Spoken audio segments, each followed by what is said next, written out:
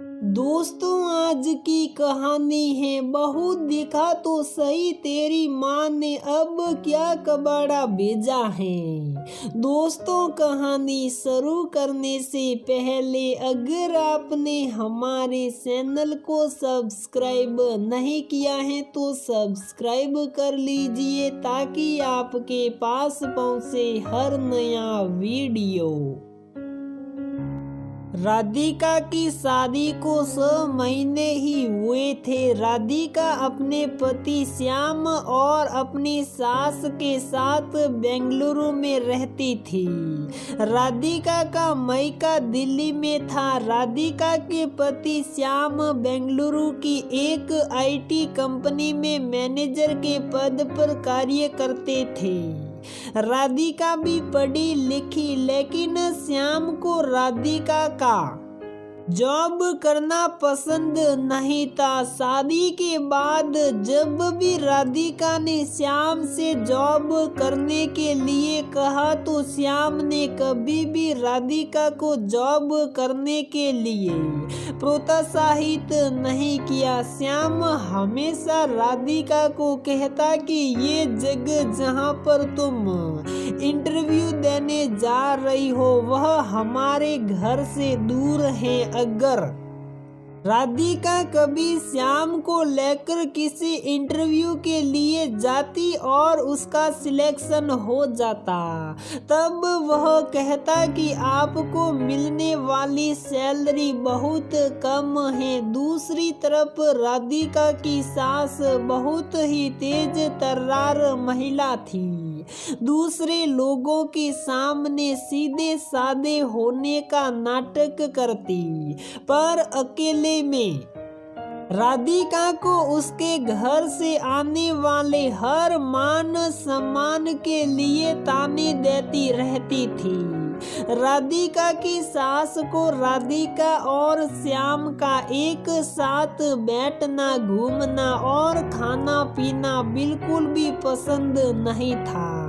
जब भी श्याम कहता कि आज मैं और राधिका बाहर डिनर के लिए जा रही हैं, तो उसकी सास कहती तो मैं घर में बैठी हुई क्या करूंगी, मुझे भी अपने साथ ले चलो। बाहर खाना खाते समय भी श्याम अपनी माँ के साथ ही बैठा करता था और राधिका दूसरी तरफ अकेली बैठी रहती। श्याम और उसकी माँ का ये व्यवहार राधिका को बिल्कुल भी पसंद नहीं आता था। राधिका जब भी अपनी माँ को ये सब बातें बताती तो उसकी माँ उसे समझाते हुए कहती, बेटी थोड़ा एडजस्ट करो, अभी नई नई शादी है, हम कुछ कहेंगे तो हो सकता है तुम्हारी सास और जमाई बाबू को बुरा लगे। राधिका की सास राधिका को हर त्योहार पर ताने देती रहती थी कि तुम्हारे घर से तो पहले त्योहार भी अच्छे से नहीं आते। शादी के बाद राधिका का पहला करवा चौथ का त्योहार था। राधिका खुश होने की जगह बहुत घबराई हुई थी कि पता नहीं सासू माँ अब क्या ताना देगी। त्योहार से एक सप्ताह पहले राधिका के भाई भाभी त्योहार लेकर आए। राधिका अपने भाई भाभी को देखकर बहुत खुश थी, साथ ही वह ये सोचकर दुखी हो जाती कि उसके भाई भाभी सिर्फ त्योहार देने के लिए दिल्ली से बेंगलुरु कितनी दूर आते हैं और उसी दिन शाम को चले जाते हैं। राधिका की सास के व्यवहार के कारण उसके भाई भाभी उसके घर में नहीं रुकते थे, चाहे उन्हें किसी होटल में ही रुकना क्यों ना पड़े। राधिका को ये बात बिल्कुल भी अच्छी नहीं लगती थी। उसने कई बार श्याम से इस बात का जिक्र किया, पर श्याम ने इस बात पर कोई भी प्रतिक्रिया नहीं दिखाई। राधिका के भाई भाभी ने करवा चौथ का सामान देकर वहां से 2 घंटे में ही चले गए। राधिका को बहुत बुरा लगा, पर वह क्या करती। कुछ बोलो तो उसके साथ उसकी भाई भाभी के सामने ही ताने मारना चालू कर देती थी।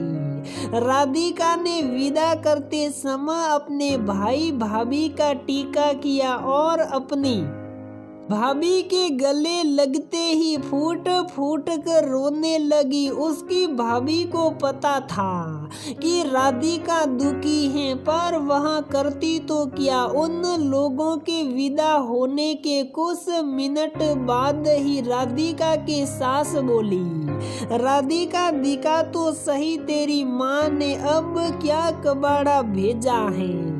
हमें तो लगता है जो तेरी भाभी के घर से आता है वही तुझे भेज देती है। राधिका ने कुछ जवाब नहीं दिया और सारा सामान अपनी सास के आगे चुपचाप रख दिया और वहीं पर एक कोने में खड़ी हुई सुनती रही। राधिका की सास ने हर सामान को देखा और साइड में रखते हुए बोली कि फिर से कबाड़ा ही भेज दिया तेरी माँ ने। राधिका को बहुत दुख हुआ और वह रोती हुई अपने कमरे में चली गई। 6 दिन बाद करवा चौथ का दिन आया। राधिका ने भी तैयार होकर पूजा की और सास को उसके मन मुताबिक मिठाई और पैसों का बायना दिया।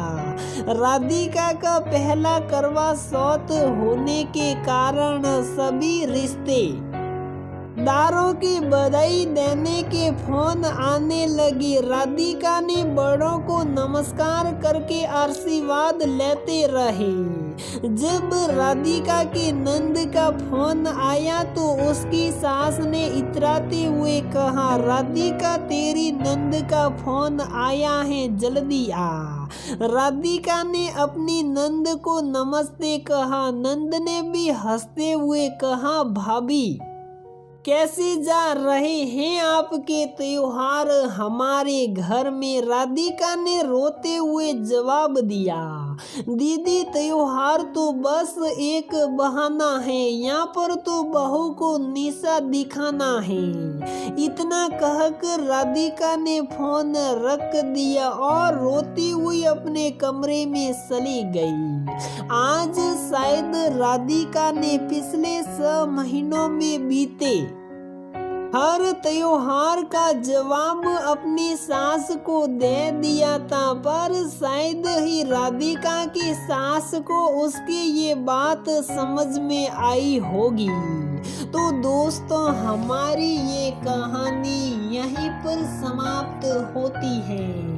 अगर आपको हमारी ये कहानी पसंद आती है तो प्लीज वीडियो को लाइक करें, शेयर करें और हमारे चैनल को सब्सक्राइब जरूर करें।